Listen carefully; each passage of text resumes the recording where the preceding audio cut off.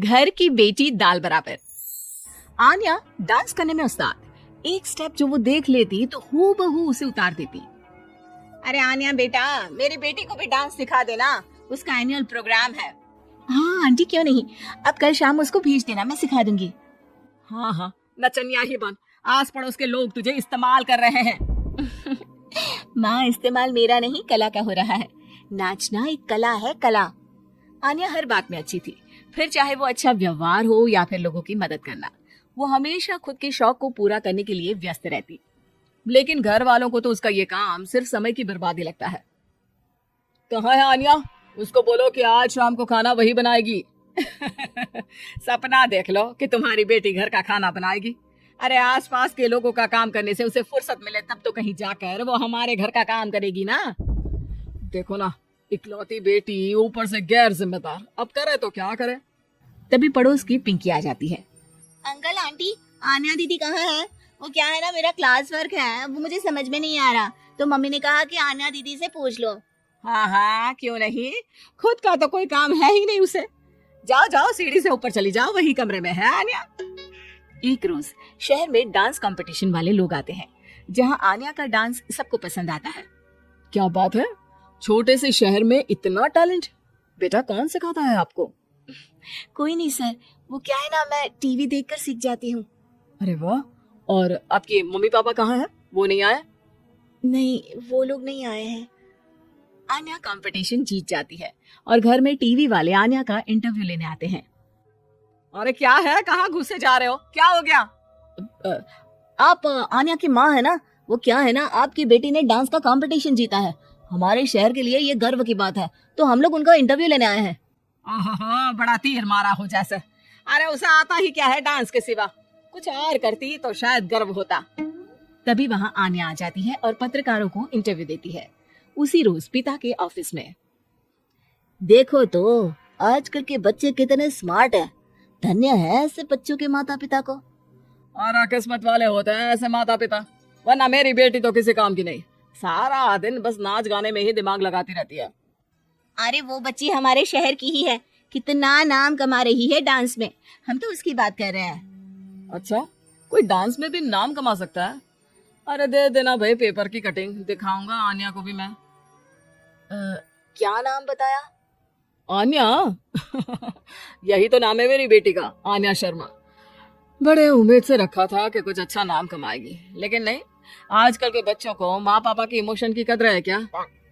अरे ये देखिए, इस बच्ची का नाम भी आन्या शर्मा ही है, जो पूरे शहर का नाम रोशन कर रही है।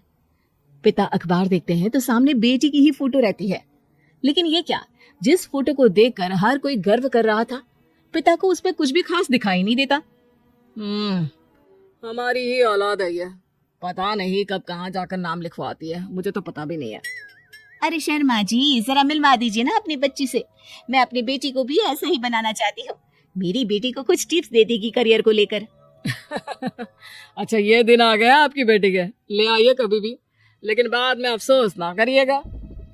सभी को आन्या के पिता की बात पर हैरानी होती है कि इतनी टैलेंटेड लड़की की माता पिता आखिर उससे चाहते क्या है। पिता घर आते हैं और माँ से कहते हैं, पता है तुम्हारी लड़की क्या कर रही है, या फिर ऐसे ही व्यस्त रहोगी हमेशा? अरे पता है मुझे, पर आपको कैसे पता चला? अरे कुछ पत्रकार आए थे, पता नहीं कहाँ कौन सा कंपटीशन जीत कर आई है।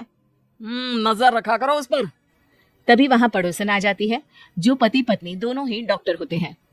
नमस्ते भाभी, बधाई हो आपको आन्या की कामयाबी की। भाई भगवान बेटी दे तो ऐसी, कहाँ है वो? सच में आपको ऐसा लगता है कि भगवान ऐसी बेटी दे? तो ले जाइए ना अपने साथ, रखिए 2-4 दिन, खुद ही पता चल जाएगा। और नहीं तो क्या, सारा दिन करती क्या है, कहाँ रहती है, हमें तो कुछ पता नहीं होता, ना बताती है ना पूछती है।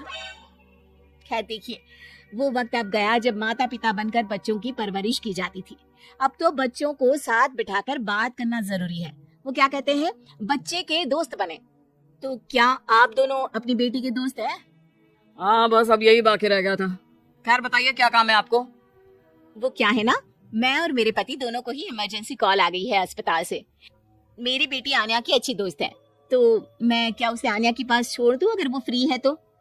माँ कुछ बोलती उतने में ही आन्या आ जाती है। वाह आंटी, क्यों नहीं, मैं फ्री ही हूँ, आप निश्चिंत रहिए, मैं उसका पूरा ख्याल रखूंगी। थैंक्स बेटा। वो अपनी बेटी उनके घर छोड़ जाती है, जो आन्या की उम्र की ही होती है। ये क्या मजाक है आन्या? हम लोगों को सोना भी होता है और हर घर का अपना कायदा होता है। मुझे बिल्कुल पसंद नहीं है कि तुम किसी को भी घर में घुसा लो। धीरे बोलिए पापा, कैसी बात कर रहे हैं? अंकल आंटी डॉक्टर है, पता है ना डॉक्टर का फर्ज क्या होता है? अगर वो किसी की जिंदगी बचा रहे हैं तो क्या हमारा फर्ज नहीं बनता कि हम भी उनकी किसी ना किसी तरह से मदद करें? आपको तो पता है घर पर अकेले रहना कितना अनसेफ है। हाँ, तो दुनिया को सेफ करने का जिम्मा तो नहीं ले रखा है। अरे बहुत महंगे अस्पताल के डॉक्टर हैं वो लोग, खूब पैसा मिलता होगा, लेकिन ये नहीं कि मेड रख ले। क्या कहती आन्या, कैसे माँ पिता को समझाती कि किसी की मदद करना कोई बुरी बात नहीं है। खैर, कुछ महीनों बाद आधी रात को माँ जोर जोर से चिल्लाकर आन्या के कमरे में जाती है। बेटा बेटा आन्या, पापा के सीने में दर्द हो रहा है, बेटा कुछ कर।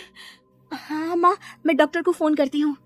आन्या डॉक्टर को फोन करती है, लेकिन माँ, डॉक्टर को तो आने में काफी वक्त लग जाएगा, मैं पिंकी के पापा को बुला लाऊं? अरे वो नहीं आएंगे बेटा, वो लोग बहुत बड़े डॉक्टर हैं और हम लोगों के पास इतने पैसे भी नहीं है। माँ, मैंने डांस कंपटीशन में जो पैसे जीती थी वो है मेरे पास, आप चिंता ना करें, बस पापा का इलाज करवा ले। आन्या के कहने पर वो बड़े डॉक्टर ना सिर्फ आन्या के पापा का इलाज करते हैं, बल्कि उन्हें ठीक करके घर भी ले आते हैं। आज मैं सिर्फ अपनी बेटी की वजह से बच गया। भगवान सबको ऐसी बेटी दे।